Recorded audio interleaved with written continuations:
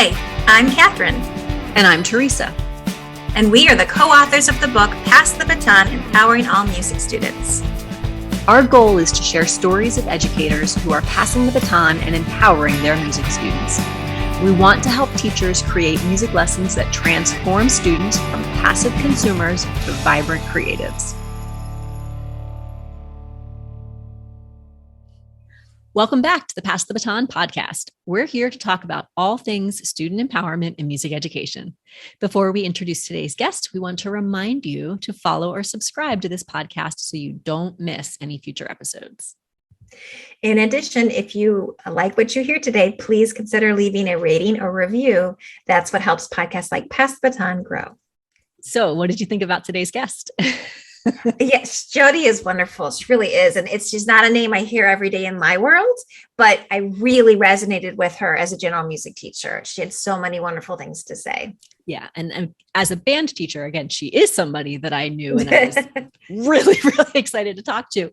But to listen to her talk and think about all of the other connections. It's not just band. Orchestra can find things, and chorus, and as you said, general music. And when she was talking about the connection that needs to be happening between general music and those secondary ensembles, that was something that I really love to hear. So yeah, this was a good one. Yep. Well, welcome back, everybody. We are so excited to be here with today's guest. Jodi, I actually got to see you speak, I think, several years ago at Midwest, and that was my first kind of interaction.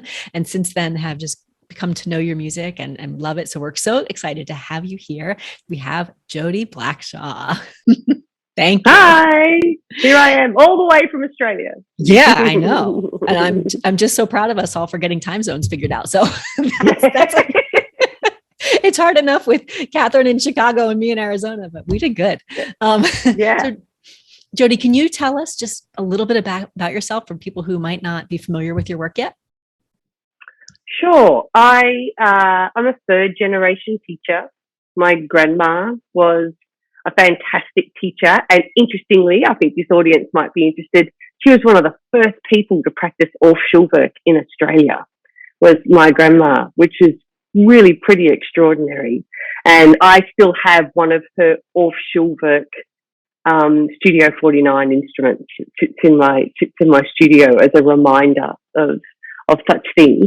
My father was also a primary school teacher. They were both primary school teachers. My grandma was an amazing choral teacher. She was also an extremely outspoken advocate for First Nations people, and did a lot of work in her lifetime to ensure that they were able to learn to read and write in English. Because when she sort of entered that world in the late 1920s, she just discovered for us in the state of New South Wales, an Indigenous person could only be educated up to a fourth grade level. That was the law. So Grandma broke the law and educated them well beyond that so that they could go back into their communities and educate the remainder of the people in their community. So, because she felt that they were at such an incredible disadvantage. Not only had all their land and everything been taken away from them, but they now couldn't even communicate in the language that was required for them to get to, form some kind of new life. So all my advocacy work and all of my teaching work is very much streamed from that part of who I am. I'm a regional based person. I have lived in cities, but I am much, much happier in big, wide open spaces. So I'm in the country. I started my music life on a boom chicka boom organ. That was pretty much the only teacher in my country town. And then luckily for me, a local mathematics teacher who played the cornet in the local brass band decided that the young people of Griffith, where I'm from, Griffith, New South Wales, needed music. So I was able to learn the clarinet. There were no teachers. You just kind of bumbled along and did things. So my dad, being a lover of music, sent me to music camp in the cities and enabled me to, really develop my skills that way. in my junior and senior year of high school, I was not able to study music at my school. There was no music classes there, so I did it by correspondence. So there was online learning way back then. I won't say when, but way back then. So I was a pretty determined musician from pretty early on. I really got the bug early on, and that's where I wanted to be. My first degree was in composition, so I call myself a composing first educator. Whilst I've had all this teaching experience in my background, and grew up in schools, we lived in schools. You know, my dad was in those one teacher schools with the residence next to it, and you know the school ovals were my playground. You know, I'm very familiar and very happy in schools. But it was being creative with music that really captured my imagination right from the start.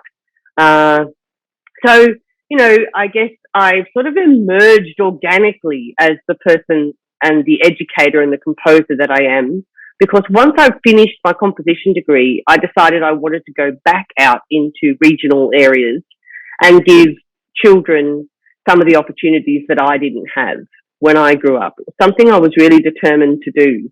And so that's when I started a lot of one-on-one peripatetic teaching. I was self-employed. I was, you know, clarinet teacher. I was traveling up to 600 miles a week in my beat up little Holden Gemini, traveling on some really bad country roads. And we would do these enormous hours to bring music to kids. But in that time, I started getting kids being creative on their instruments to learn. You know, they need to learn how to do that C sharp key. Oh, I'm going to get you to make up a melody about that C sharp key. Or, you know, we're going to, you know, what else do you like to do? Oh, you do gymnastics. Okay, let's do something about tumbling, you know, and let's involve the C sharp key. So I started collecting these melodies, and I was already teaching from the inside out, not even really aware of what I was doing at that point. And from there, it just all sort of grew. I've collected hundreds of melodies by children. And I can tell you that they don't start and end on a tonic and have a nice perfect cadence at the end, and that they wander, they meander, they love changes in time signatures, all those kinds of things. So I've been immersed in children, and then you know I followed a guy that I met in the country. He was going back to live in the city, and so I followed him and started a master's degree. Wanting to write music for children, and was pretty much laughed out of the university. Pretty much. They just didn't want to know about a composer who wanted to write for children. And I, you know, sadly don't think that's changed too much. It's still not the technicality and the skill involved in really writing good music for children, I think is still not something that's very well respected. So, and then my dad was dying of cancer. So I left the masters and just got into teaching in Sydney, and that's when I started conducting bands. So I was writing a lot of music for my country kids, but they were really just clarinet ensembles. And I had this whole composition degree, but I wasn't really using a lot of the skills I'd learned in that. But when I started conducting my own bands, I was really frustrated by the repertoire. And so I started writing for my own bands. And then a school principal said, I really love the work you do. I'd love to see you in the classroom. And bless her cotton socks for making me go through and do an education degree. So I was studying the education degree while teaching in the classroom whilst running a massive band program with tutors, and it was a lot of hours a week. But you do that, don't you, when you're young? So you know, it was really hands-on, and I was that crazy band director who'd turn up at 7 o'clock in the morning with a new chart, and I'd been up till 3 o'clock in the morning writing something for my students. You know, it was just that kind of thing. And my very first piece that most people, if they know a work by me, know, Whirlwind. Whirlwind was pretty much written that way organically with a year 7 and 8 high school band, and I was at that point I was in regional Victoria. And I had this crazy band that I just couldn't find music for. Like, you know, a beginner trumpet and an advanced clarinet, and flute players who can't read music, and 2 girls on keyboard who just wanted to play in an ensemble, and 7 crazy boy percussionists up the back who can't sit still, you know. And I was tearing my hair out every week, and I went right back to my Orff-Schulwerk roots. So somewhere in the middle of all of that, I also discovered Orff-Schulwerk. That was about 20 years ago. I was introduced to Orff-Schulwerk, and it was just the most mind-blowing experience. I felt like I'd been on that trajectory, and I've spoken to Orff people before, and they've kind of been on that journey anyway. But for me, this really gave me a skill set of being able to teach in a way that was still structured, but allowed the child so much freedom, and really did make the education and their perspective of the music all about them, which I hadn't really realised what I was doing, but that definitely was my approach. So, you know, so that's kind of how I've become who I am. Yeah, I love how that interest in student creativity just kind of came out of from what you felt like you didn't have. And yet I kind of feel like you figured out yourself how to, you know, like, I guess it was nice that maybe when you were growing up, I don't know, that there were no rules, right? Because it wasn't, you just kind of figured stuff out. And then, you know, anyways, that's just kind of cool. And then you can pass it on to the kids. That's a really good point, Kathryn. I wasn't in an institution. Yeah. So I didn't have the binds of an institution. Yeah. So I've never thought of it that way. So I was just this self-employed person who you know, rocked up into a school, and I was doing one-on-one. Yeah. So, you know, this student was interested in this, and I didn't know anything about multiple intelligence theory at that point, but I soon worked out, you think a little bit differently, or this seems to switch you on, or you seem to cope with this a little bit better. We're going to do it this way with you.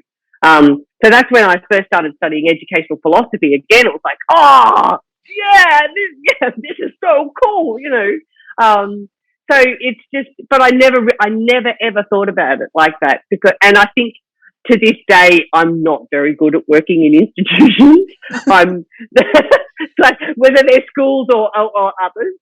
I think I'm just a free spirit who just likes to have that freedom of being able to explore without any sort of confines. Yeah. But I think too, like, you know, you find it on your own, and then you labeled it by reading a book, and then, that's what that is. Oh, yeah. Keep that sound instructional activity or whatever. So yeah, and I think that's why how kids love to learn, right? They exploit themselves, they handle it themselves. Yeah, then you identify it, and it's like, oh, okay, I did that. I can do that, you know? Yeah. So, you find the evidence to support what you just experienced. You go, well, I know that this works. Right. So why? You go looking for the why. You really go looking for that why. And in doing it through this student first way, just like what you said, it makes the student fascinated. And I'm all about fascination. And once they become fascinated, they'll go, so why is it like that? Like, you know, I now know it is like that, but why? And that's when we start taking even deeper levels of learning and deeper levels of understanding, and things that stay with it, things that we retain. And I think that's the piece that's often missing when the kids transition from elementary school to, say, middle school, junior high. In the elementary school, they do a lot of that. Like I've heard stories from Kathryn's classroom, and there is so much exploration, but then they get into those ensembles, and we say, nope, do it this way. Here's how you do it. And we start getting rid of that freedom, that exploration, and tell them this is what it is. And I think that's, you know, why one of the many reasons that we've connected so much with your work is just that you're taking away those restrictions and taking away those rules. Yeah, fundamentally, they've left a constructivist education model in the elementary school, and they've gone to an objectivist education model in the middle school. And I understand that in a large ensemble, there is a certain element of just the structure, just the way the room is structured, not to mention that, let's just do a shout out to middle school teachers just for a short minute. They are trying to teach how many different embouches, how many different fingerings, transposing instruments. Come on, Orff-Schulwerk is all based on all instruments being in C. I know string teachers have, cellos and violas and they're all a little bit different, but at least they're all in the same key. What middle school teachers do is absolutely astonishing. And that's why you can't just easily transport that Orff-Schulwerk approach bang into a middle school classroom, because into a band room is kind of what I'm thinking, because it took me 20 years to work out how to do that and to do it successfully and to create a resource that anyone could go, oh yeah, okay, this works in this environment. It's a tough environment to maintain exploration whilst also taking care of expensive equipment and just dealing logistically with how much room you've got. Some of those band rooms that middle school teachers deal with are, they're the leftover bits of, some building right down the end of the corridor because nobody wants to hear the band. We've all been there. We've all been in those rooms. Oh yeah, that's for sure. My room was, I don't think anybody even knew where my room was, my last school. Yeah. So far away. But the one nice thing about that was I could spread out and we could do all the crazy things and nobody knew. Yeah. Nobody asked, Miss Hoover, why do you have so many kids in the hallway? Because they're practicing. Yeah. Yes. Well, okay. So you have all these interests, all these things. You're composing, you're doing some teaching. And somehow from that came, again, another piece that I did with my kids, which was 13 Moons. Wow. And that to me was like this massive light bulb of, oh my goodness, this is amazing how, you're composing this piece, but yet at the same time we were composing it and the kids were composing it. And it sounds like, if I'm understanding, you now have a series that supports that. Can you tell us a bit? Yeah. So 13 Moons, I tried so many different iterations. I tried so many different ways of giving students material that they could then take and do things with. And I really experimented with how much I gave and how much I didn't. And I had before webinars were a thing, before COVID, I was about 5 years ago, I ran a bit of a webinar thing called Warm Up the Brain as well as the band. And I was really looking at the application of neuroscience research into education. And I thought, what does that look like in a band classroom? So I'd read a lot of the work by Renate and Jeffrey Caine, C-A-I-N-E. And what they've done is they've made it really easy to understand. It's really nutrient-dense stuff. But it's one of those things that you kind of read a page and you put it down and you want to do 10 cartwheels. Because, again, looking for that evidence to support what you know to be true, this was just doing that in abundance. And I was like, yes, I'm doing this all the time. Yes, this is what it is. So it was also at the same time that I read a Doug Goodkin article. And to anyone who's not an Orff-Schulwerk person, Doug Goodkin is a massive legend in the Orff-Schulwerk world. He really is an international treasure. He's taught at the Orff Institute in Salzburg and was at the San Francisco School for 40-something years and has only recently retired. But a remarkable teacher and educator and thinker. And he put me on to the educational philosophy, if you like, of, oh God, my brain is not working. It's such an amazing philosophy that talks about skill, romance, and context. And it's by Whitehead. It's by Arthur North Whitehead. And so Doug Goodkin talked to me in this article, talked about the fact that the 20th century in music education has been about all these discoveries.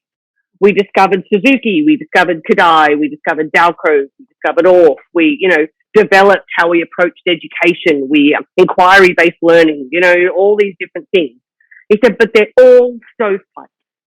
They're all just these little islands on their own. He said, and I think the 21st century will very much be about networking and about bringing all of those together, and somebody going, ooh, if I do that with that and then bring that into where I am, oh, look at what happens. And I read this article and went, that's me. That's what I do. You know, I'm trying to bring Orff-Schulwerk and elements of Orff-Schulwerk into band. So 13 Moons and things came from this idea of, well, if I think about the Whitehead 3 fundamentals of skill, romance, and context, which, by the way, were backed up by the neuroscientists. They had 3 fundamentals, which were immersion, something about, you know, putting things in a complex environment. I can't remember what they were, but I couldn't believe that there was this direct correlation between an educational philosophy that had been written in 1929 and this neuroscience that backed it up with how our brains actually work about 70 years later. Really quite extraordinary. So I thought, okay, what does it look like on a page? If I want to have skill, you know, the skill set and the romance, which means getting to play around with stuff, get romantic with it, you know, like really dream, really take it somewhere, and then contextualize, make it something that's personal to me. You know, I thought, well, what does that even look like on a page? So that's when skill set, I thought, well, the kids have to know what notes they have to play. In anything, they've got to know what notes they have to play. I love rounds. So rounds are really hard to write for young bands because of the transposing instruments and the limitation in range. But okay, let's go, you know, whirlwind is a round. So I actually wrote it out based on the whirlwind melody. Okay, so here are the notes. You know, so what key are we in? Teaching key signature is such a weird thing, such a weird concept for kids. So I thought, let's make it part of the vocabulary. Let's just make it something we talk about all the time. So what key are we in? And I wrote the scale. Okay, so they don't need to know all those notes. And that's good for kids to know. So let's just write out what notes they need to know. And then they use those notes in that melody. And as we all know, you don't then hammer out teaching them how to play the melody. You know, there's words to the melody. Let's say the melody. Let's sing the melody. Let's play around with the melody. Let's, you know, play a little bit to each other. Oh, in those notes to know, maybe the person next to you knows how to play that concert E, but you don't. Or, you know, I don't mind. You have my permission to use your phone. Look it up.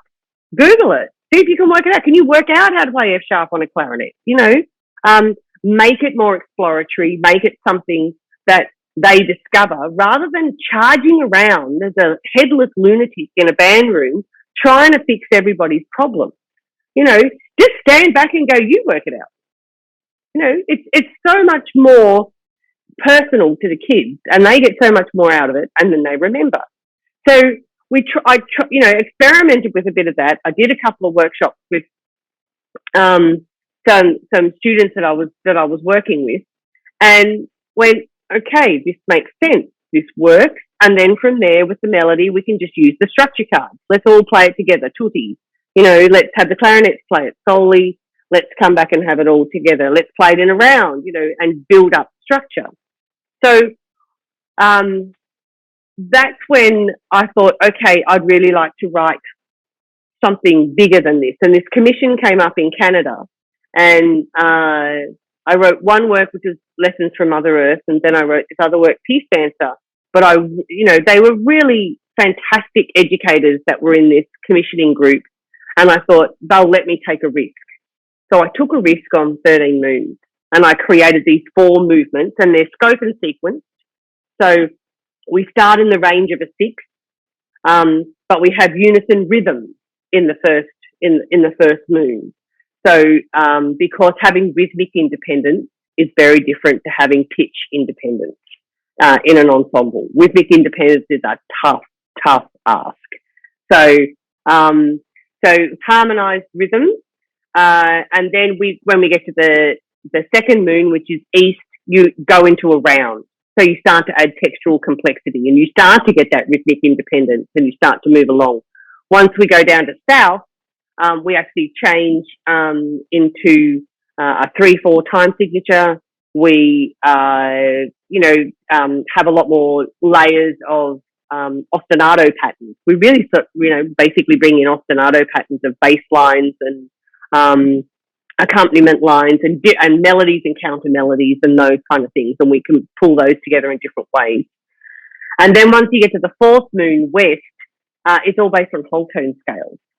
And it's all based on leap motifs. So there's an animal theme, a nature theme, and a human and a person theme. And these all come from this beautiful, beautiful book called 13 Moons on Turtle's Back. Joseph Rucak put it together, and it's a collection of American First Nations. I don't like to call them stories, but impressions, if you like, about different things that happen in different seasons with really gorgeous, gorgeous illustrations. But I'll just say 13 Moons, like that's where it comes from. But the very first time I did it, I went to Vancouver in the July of 2017, and I didn't know how I was going to teach it. But I said to myself for the first time ever, you're a good educator. You know what you're doing. Take a bunch of resources with you that you know work well and let it happen. Just see where it takes you. And for the first time ever, again, this is coming back, Kathryn, to this idea of not being restricted, to not giving yourself limits. I didn't give myself any limits at all. And for the first time ever in my life, I entered the flow state whilst teaching. So we were between 3 and 5 o'clock in the afternoon, tough call, tough time to be doing stuff. And we would start at 3, and the next time I would look at the clock, it would be 5 past 5. And someone would be tapping, and I still had students going, I think we need to do this. Let's try this. I want to do this next. You know, it was that kind of thing. And after the very first rehearsal, a really good mate of mine, Chris Ward, who teaches in Hong Kong, came and sat next to me and put his arm around me and said, "What was that?" And I went, "I don't know. I don't know." And throughout that week, we composed this piece, and it also aligned with the fact that we were bringing Peace Dancer to life for the first time. So Peace Dancer wasn't written as it is now. There were things to change and things that needed to be rewritten, and I did several rewrites through the week. So not only were they experiencing writing their own piece, they were witnessing firsthand a composer alter and change her own music with their feedback as well. So we had this explosive week, and when I got to the end of it, I sat there and I thought, this resource, 13 Moons, is so powerful. I'm a bit frightened of it. I actually am a little bit scared of it. But again, we go looking for the evidence to support what we know. And then in this case, I use the evidence to continue to create something, and then it proves itself. Yes, these applications to neuroscience. Yes, this is how the brain works. Guess what? It does, because it's just proven itself in abundance. And then it was every student in the whole world who plays in a band should experience this at least once, because this is just like nothing else they get to do ever. I'm trying to picture that first group of students. And I'm still in touch with a lot of them, and I still hear from a lot of them. Mm-hmm. And, I know Elizabeth Forrest, she went on to study clarinet at UBC, University of British Columbia. Mm-hmm. She said that it feeds her as a musician every single day, because up until that point, she never thought like the composer. Yeah. So it gave the MF on the page a purpose. It gives the articulation on the page a purpose. It's because she starts thinking, again, we're circling back, why? Yeah. Why did the composer put it there? Just why? Right. And it's just one of those really big light bulb moments. And gosh, don't we want to give them to our kids? Don't, you know? Yes. Yeah. To give them that opportunity to create something and not just simply recreate somebody else's, not just playing MF because it's on the page. Yeah. Playing because it I has know that purpose.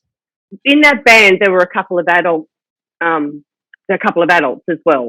And one of the ladies, she was in the flute section. So she lived on campus and she lived in the camp with all of these teenagers. God bless her, you know. And she came up to me one day and she said, Jodi, I have to tell you, last night in the bathroom, because it was a communal bathroom, she said, I was brushing my teeth and two of the girls from the band were having a stand-up argument about how to voice a particular chord in the middle of 13 Moons North. Because that's the level of detail we're going into. We're going into voicings. We're talking about voicings of chords and how things sound and how things sound to you. This isn't just, let's just, you know, put it together this way and this way. We go into a heavy level of musicianship. And the fact that the girls were so passionate about it, they were arguing about the voicing of a chord. It was, yeah, wow, we're really digging in deep here. And that's terrific. That's unexpected. That is so fun. So for teachers who want to try something, like what would you suggest they do? Or like to try tomorrow, something little, right? Yeah, little is the best way to go. I honestly think the best way to start is with rhythm only. Start with rhythm and get some of the fundamentals down. Well, you know, let's just put it out there. Go and do an Orff-Schulwerk level 1 course. Just go and do one. Orff-Schulwerk isn't for little kids, or it isn't only for little kids. It works brilliantly in the elementary school, but if you really embrace what those elementary teachers are doing who are feeding your middle school program, you'll suddenly realize that you're basically turning your back on 90% of their music education once you put a band instrument in their hand and teach in that very traditional I'm out front, do as I say mode. Suddenly you're shutting them down. It really is shutting them down. If you see the complexity of what they are able to achieve by the 4th or 5th grade, it will absolutely knock your socks off. So if you want to start somewhere and you're not really sure where to start, at least find out if your feeder elementary schools are using this kind of pedagogical approach. They might be using Kodai, they might be using Orff. There's some fundamental differences there, but really a lot of it is very similar. Go and find out what they're doing, because they're going to be your best friend, really, in all of this. And then outside of that, if you can't go and do an Orff-Schulwerk course and you just go, look, I just want to try it a little bit. I'm really fascinated. I just want to try it a little bit. I hate to say it, but I'm just going to do it. On my website, I have now released this series called Teaching Performance Through Composition. If you look in the top left-hand corner, you'll see catalogue. And down there's a whole page dedicated to teaching performance through composition. In there, I have now created and am selling really cheap, like less than $25, something called a rhythm and pitch pack. So you could buy a rhythm and pitch pack, and let's just go with book 1, number 1, rhythm and pitch pack. It's a rhyme called ooh yuck, right? That's what it's called, okay? So, and the rhyme is this: warm fish milkshake, anchovy chewing gum, broccoli ice cream, ooh yuck, right? That's what the rhyme is. In true Orff-Schulwerk fashion, you can change what kind of chewing gum it is, not anchovy. You can change whether it's broccoli ice cream or something else, but they have to keep the same rhythm. So instead of, warm fish milkshake, if it's not a warm fish milkshake, Theresa, what is it? I want to say slimy fish, but that's not the same rhythm, so that's not going to work. It's not the same. No. They could just be cold fish, right? Cold fish, yeah. Could be a cold fish milkshake. This sounds pretty gross to me, And students can do things, and sometimes they will change the rhythm, but they're so hilarious what they come up with. You let them go. So You can do something where you have the students take all the chairs and music stands out of the classroom. I recommend you have your students do this and not you do this, because they can freak out, because it's so spatially different for them. They have to spatially really connect with the fact that, okay, we're doing something really different here. And you say, okay, we're not going to play instruments today. We're still doing music, but we're just not going to play instruments today. But this is going to lead to us playing instruments. And so you just do a call and response. You know, a warm fish milkshake, they call and go back to you. You know, so many middle and high school teachers go, will kids do that? Will they even respond to you? And they seem to forget that that's how adults teach each other. That's how Homo sapiens teach their young, through call and response. That's our fundamental guide of how you know, it's just how we do it. It's all based on modelling.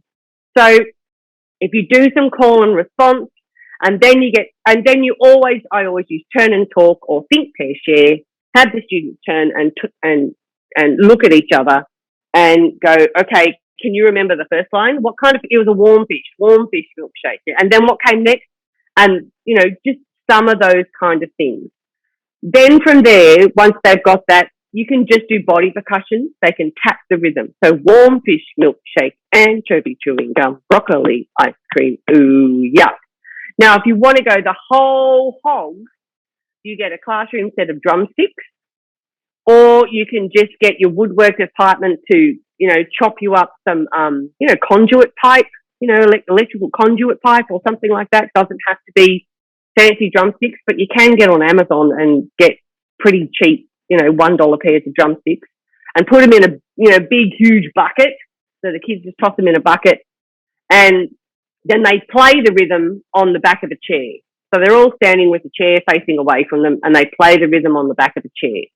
And then you start to be able to compose with things like structure. You get to compose with expressive techniques like louds and softs, crescendos, decrescendos. You can compose with tempo. You can really decide what kind of tempo, whether there's changes of tempo. And you can start getting some of those big picture ideas of composing with some of those, you know, really chunky musical elements when they don't have the complication of trying to read music with an instrument in their hand that they're trying to grapple an embouchure with. So let's scaffold. Always about scaffolding. So student first stuff is all about scaffolding and giving them the confidence every single step of the way. So let's reduce the steps to tiny little steps that they feel they can do. First of all, let's just get them to know the words to the chant. Second of all, let's romance the chant. Yeah, so the skill is the chant. Let's romance the chant by having them change what kind of milkshake it is, what kind of chewing gum it is, what kind of ice cream it is, and everyone collectively says, ooh, yuck, at the end of it. You know, then let's take the words out of it and make it about the rhythm. So we're composing with rhythm. We're tapping it on our body. You can use chopsticks, but I do find that they're pretty fragile and they too tend to break. And there's something really, I don't know, gutsy about having chairs and sticks and really banging chairs with sticks. It just feels gutsy, you know, it just feels really good. And then putting together a performance of just something like that. Then in this rhythm and pitch pack, what you've got is you've got a pitched melody. So that same thing that we were talking about before, you've got what key are we in? We're in concert B flat. What notes do I need to know? You need to know do, re, mi from concert B flat. Here they are. If you're using, you know, I think 80% of band books are in concert B flat, but these three notes, you know, again, I just decided to go with something that was pretty mainstream in terms of first three notes. But you could change the first three notes. You can make them concert F if that's what you would prefer. You know, not great for trumpets, but, you know, see how you go. And so then it's just, you know, I think it's do, do, do, do, do, do, do, do, do, do, mi, mi, mi, mi, mi, re, go. You know, I think that's the melody. You know, it's a really simple melody. It's getting them tonguing. It's getting them articulating. But they're thinking the rhythm. They know that rhythm. They've got a connection to that rhythm. They've bashed that rhythm. They've got a tactile, bodily kinesthetic connection to that rhythm already by doing it all rhythmically. And then you just add pitch. So you've scaffolded and you've just had pitch. You've maintained confidence. And, and then if some of those rhymes have changed the rhythm a little bit, like, slimy fish, it could be a slimy fish, you add in a dotted rhythm. Well, what does slimy fish, sound like? And get them to work it out. Constantly exploring, constantly trying. So you've got from, about 6 weeks in to your band journey with your middle school, you could be introducing this kind of stuff.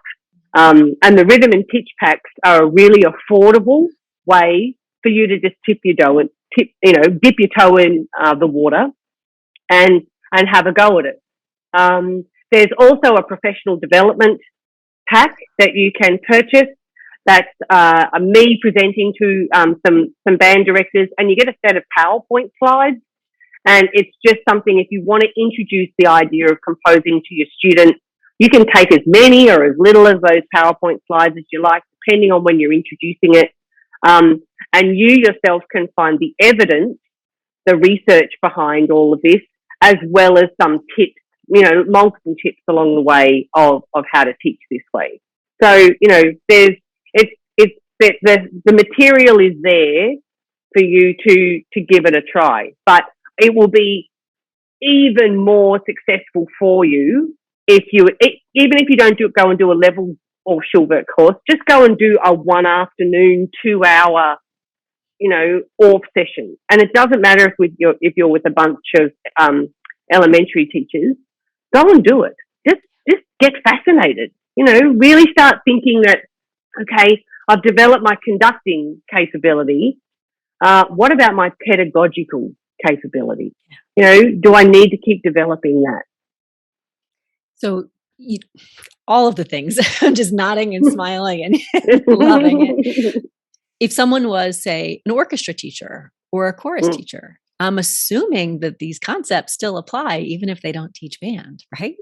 Like absolutely. And I really hope it's there's just too much on my plate at the moment, but it is my goal to, at least with the rhythm and pitch packs, to make them available for strings as well, and even do like a junior orchestra pack, so that it's just all about the key. It's finding that right, it would probably be in C major, I think, to find a reasonable key between band and strings, to bring those together. So, but we don't really have to worry about E-flat instruments in orchestra. So it's, right. It's probably okay. But yeah, so it's just about settling and choir. I mean, honestly, just the rhythm book. But if you got the rhythm and pitch packs, you can just sing the melodies as they are. So those things are very much available. And I know, goodness me, I don't think I know of a choral teacher who doesn't teach this way anymore. I think it is, there's a wonderful composer here in Australia, Leake, a choral composer, who really changed the way choral music not only sounds, but the approach that goes with it. And interestingly, I think more by coincidence than by design, we both studied with the same composition teacher in our undergrad years. So, yeah, interesting. Yeah, that's really neat. So fun. So a question that we ask a lot of people, especially, let me back up. When we were interviewing guests last season, we would often ask, what's the first step? What's something that you can do to help give the kids these ownerships, give the creativity? And a lot of people spoke to the importance of relationships. And I'm guessing that that's something that you found as well, especially to walk in, to a group and say, hey, we're going to try this really different thing. What do you do to build that relationship and build that level of trust with students where they're okay taking a risk and trying something new? Do you have anything you've tried? Yeah, really great question. And thank you for asking it. I did a conference presentation, an online conference presentation last year, all about student safety and, teacher safety as well. Safety for me, emotional safety is really what we're talking about here. Safety for me is paramount, and none of this will work if the students don't feel safe. If the students feel threatened, if the students feel humiliated, if the students feel judged, and once again, Kathryn, we're coming right back to how many rules you want to put on this. You've got to be a bit cavalier about this. You've got to be a bit of a lumberjack about all of this. Put your flanny shirt on and just relax. The students are responsible, but I talk about that with them. I often talk about self-discipline with students and say what we are doing here is going to ask you to really dig into some of your own self-discipline. And we might talk about when they use self-discipline, and self-discipline might be sitting still in school assembly. It might be when you're in an exam, making sure you don't talk.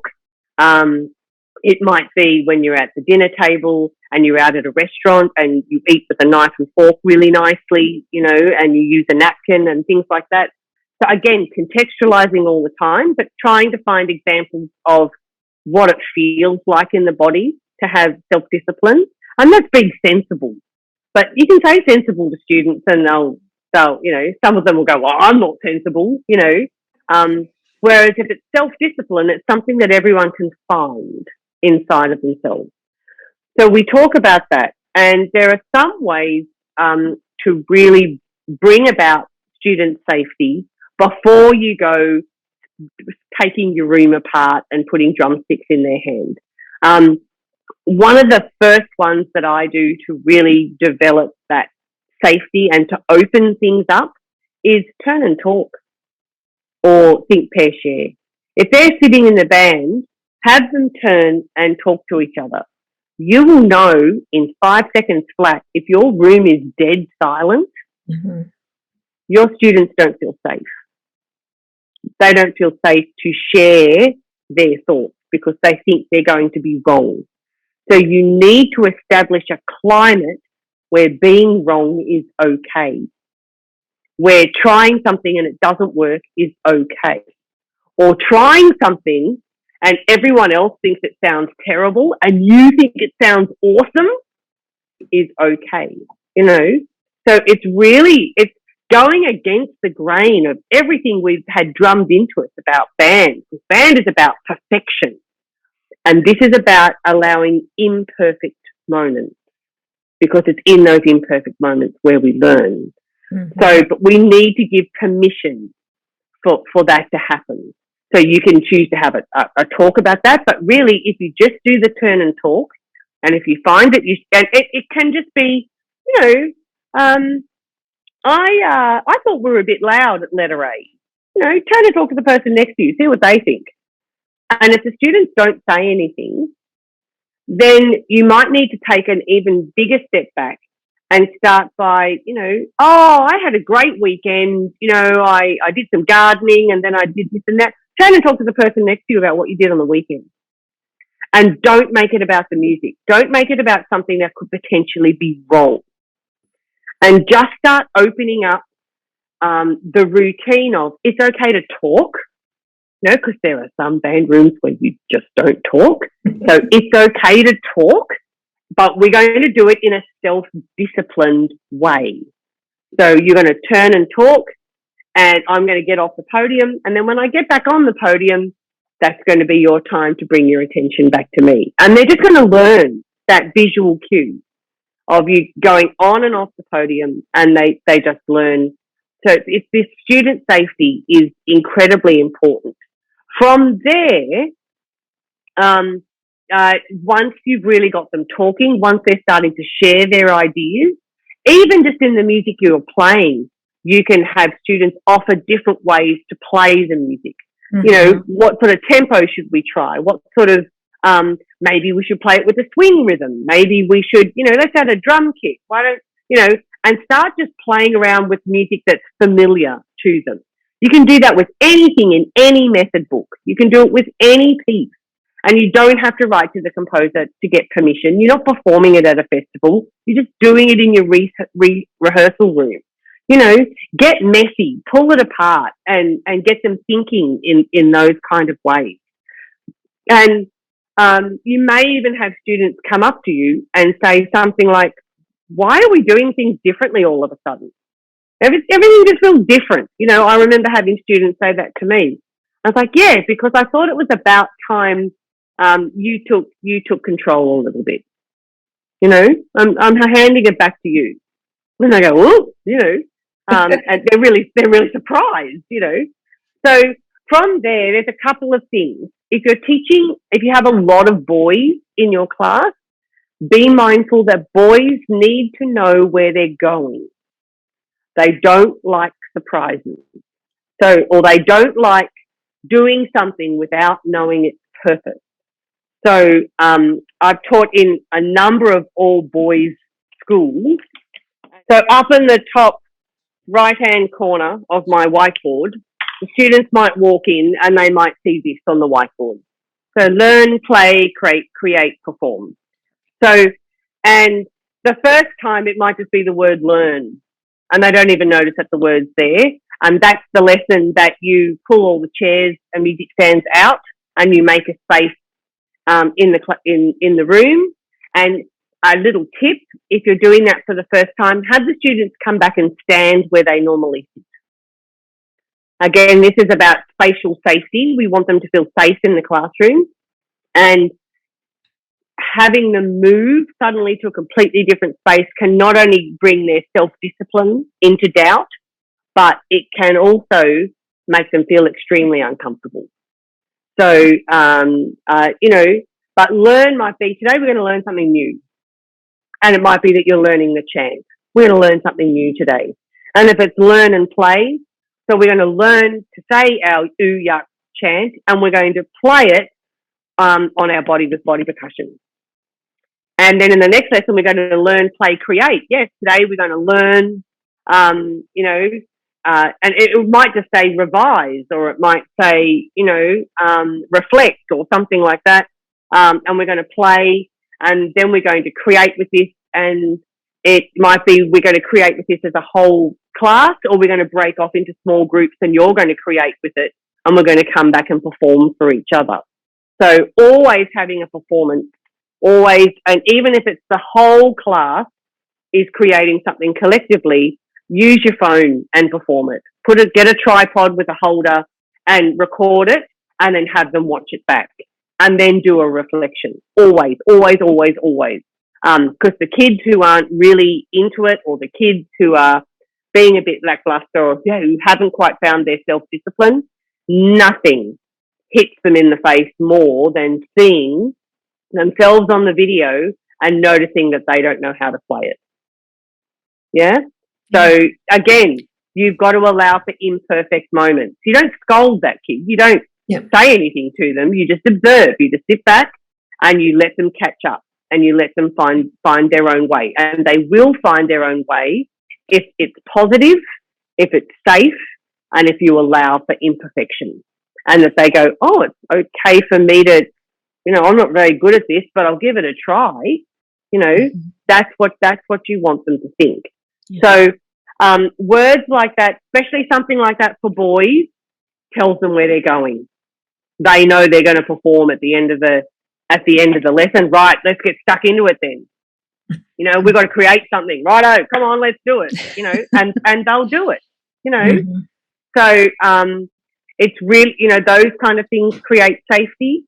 And then when you think they're ready, I love movement. Yeah. I love mirror movement in particular. You basically break your whole ensemble down into groups of 2. And you make them connect with each other in a group of 2. And then it moves to a group of 4. And then it moves to a group of 8. And that's another whole thing to go and explore. But movement, for me, really brings really quite quickly a lot of safety for students, and they start to feel brave, and they start to feel like this is a really safe place. This is a place that we can really really explore ourselves and that it's okay. And a lot of those lessons, a lot of those things I'm talking about are all detailed in intricate lesson plans in Bella Sun Woman, my piece Bella Sun Woman. So it's a piece of 5 movements. Again, it starts with chair and stick, starts with rhythm, and goes all the way through to a quite complex grade 2 band work and everything in between.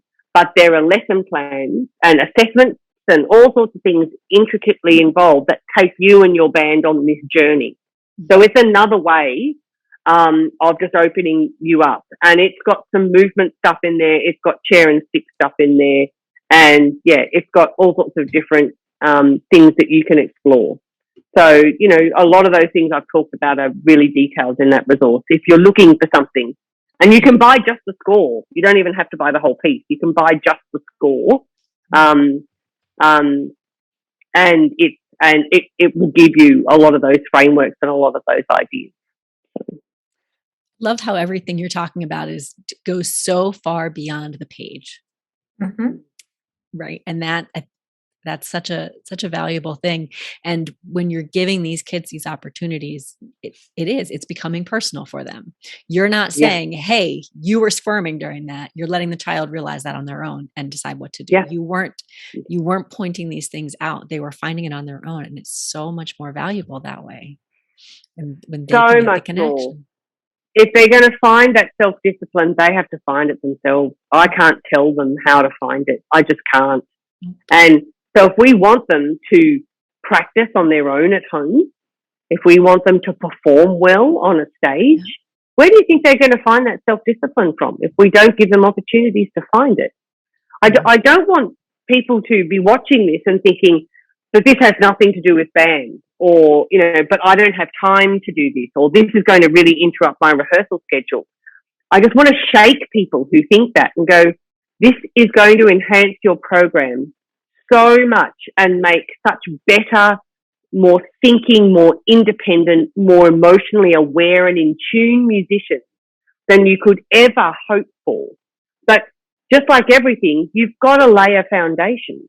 You've really got to lay a foundation. And you can do that in the 6th grade. You can totally do that in the 6th grade. That's why Bella Sun Woman starts at grade 0. And the first 2 movements only have 3 notes in them. There's only 3 notes in movement 2. There's 3 notes in movement 3. Things start to get a bit more complex in movement 4 and 5. But if you've taken your students on this journey all the way through a year, Bella Sun Woman's meant to go for a year, not 6 weeks. So, and that's what these 30 plus lesson plans are in there for. It does take time. It does take investment, but you can have informances instead of performances. You can share with your parents the journey you are taking rather than giving them a polished product every single time. As a parent, myself, give me that in spades rather than just polished performances. And I don't know how they got there. I want to know how she got there. I want to know what she's thinking. I want to know, what she thinks of it, what she makes of it, how it's changed her as a person. That's what I want to know as a parent. Not see these sparkly concerts. Sure, they're good every now and then, but not every single time. Well, and too, like, people get it when they see, like you were talking about that rehearsal when someone, put his arm around you and was like, what was that? Like, they know when something special happens, right? Like, what did you do? My kid is so into this and so invested. They can see that for sure. Yeah.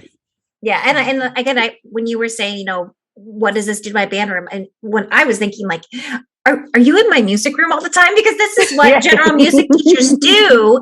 And your 6th graders coming in, like, they left me as 5th graders, dancing around the room and clapping to things and playing with things and exploring things and creating their own chants. So, like, this is not foreign to them, like, if you take them at 6th grade, depending on their background, like, that's pretty normal general music day for us. And this is the thing.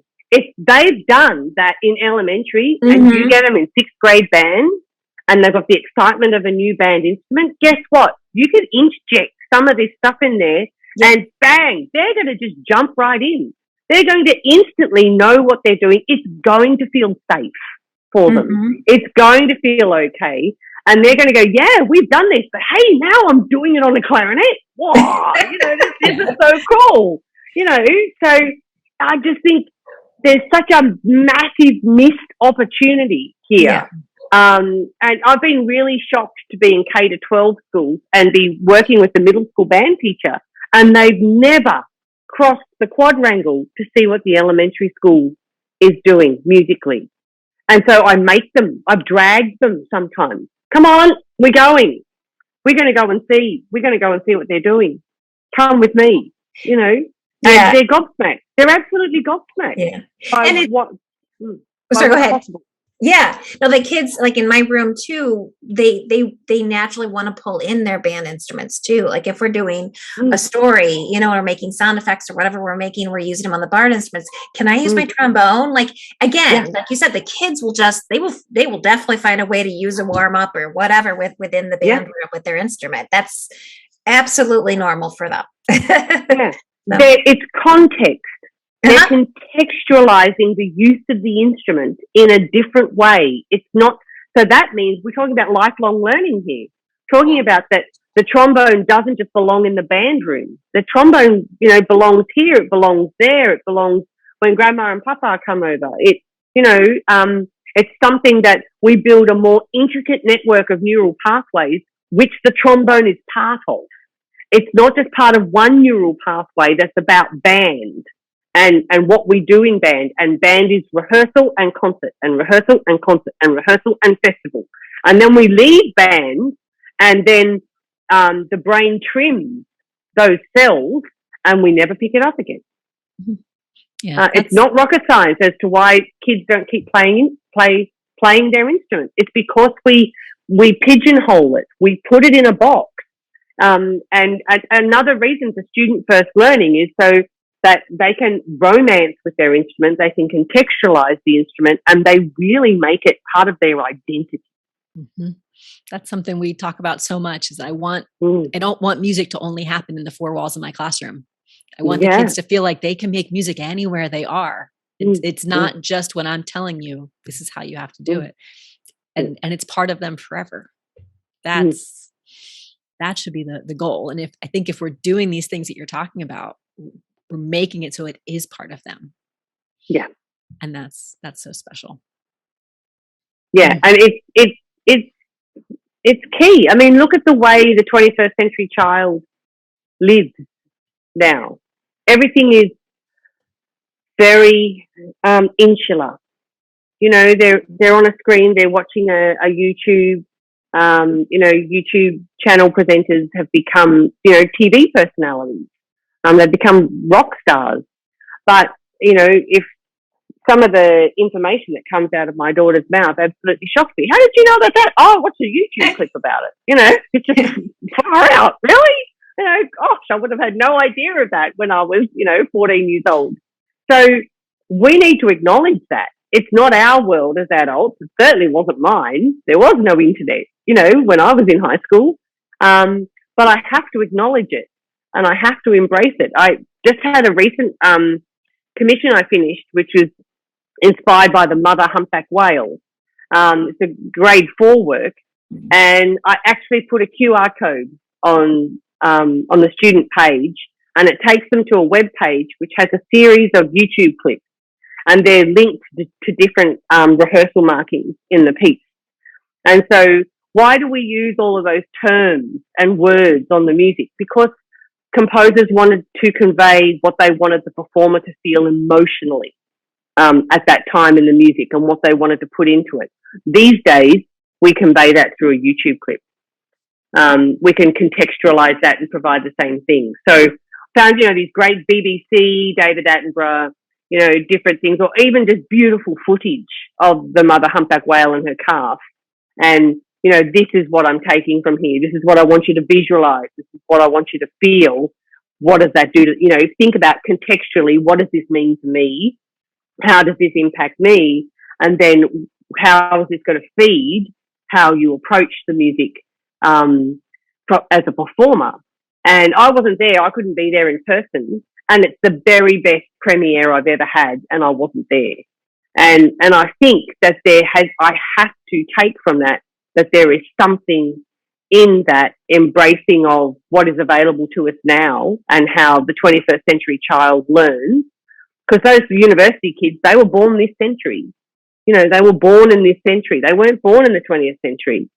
So when we're thinking about if we're really going to make it student first, then we can't just go, oh, you know, you shouldn't be watching YouTube. We go, okay, well, you're watching YouTube. All right, let's make sure that you're still connecting with your friends. Let's make sure that we give opportunities for you to still connect with your friends. Let's make sure that it's no screen time. That's why I'm really anti-computers with music. I hate the whole, you know, garage band kind of approach to music, because I just think students have enough screens. You know, it's still using a visual, still focusing on a visual sense. And we're going to lose our oral capability if we don't keep it alive through really, you know, nutrient-dense music making education. So this has been fantastic. Thank you so much for all of it. I love it when, you know, we finish a conversation, the wheels are just turning, and all of the ideas and all of the thoughts, and that's a great thing. So if somebody wants to learn even more about your work, what you do, and all of that, how can they find out more? Where can they connect with you? It's very easy. Just go to jodieblackshaw.com and really give the website a good search. Really, really check out what is there. There's lots of different things that are available there. The catalogue is fully searchable now. So you can search not only by level of difficulty or, you know, how long you want the piece to be, but you can also search through a concert program parameter. So if you want something about, you know, a moon, or if you want something about fire or something like that, have a look and see what's there. So all of those kind of things that are designed to make life easier for the director are very much there. And, you know, there's a few little blog articles, but I only ever write something if I feel I have something to say. So, you know, I'm sort of just not one of these people who just ramble, but just, you know, oh, yeah, I think that's worth an article. I think that's worth sort of saying something about. But there's also, I'll say it here, there's a little section in there called Pay It Forward. Cool. And if you're an elementary teacher and you've got a friend who's in middle school band and you want them to maybe give it a go, and maybe they're a bit hesitant, you can do something called Pay It Forward. Now, I probably should call it something different, because you actually don't pay anything. You can recommend a colleague to receive a free set of one of those little teaching performance to composition kits. Awesome. And, you know, you give me a bit of blurb about what it is. But what will sell me every time is I'm an elementary teacher who wants to introduce this to my local middle school. And they may not buy it themselves, but I want to go and take it with them, and I'd like to work with them. I'm actually going to mentor them through this process, so that we can maybe learn something from each other, and they're going to give me some conducting lessons, and I'm going to do this, you know, a bit of an exchange. So look for that Pay It Forward.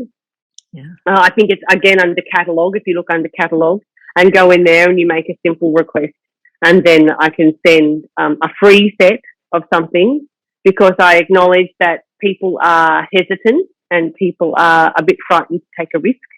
So please go in there and have a look at that. And there's also a range of different podcasts and interviews. And if you just like to, you know, find out more, then certainly do that. Perfect. We'll make sure we have that linked in the show notes as well.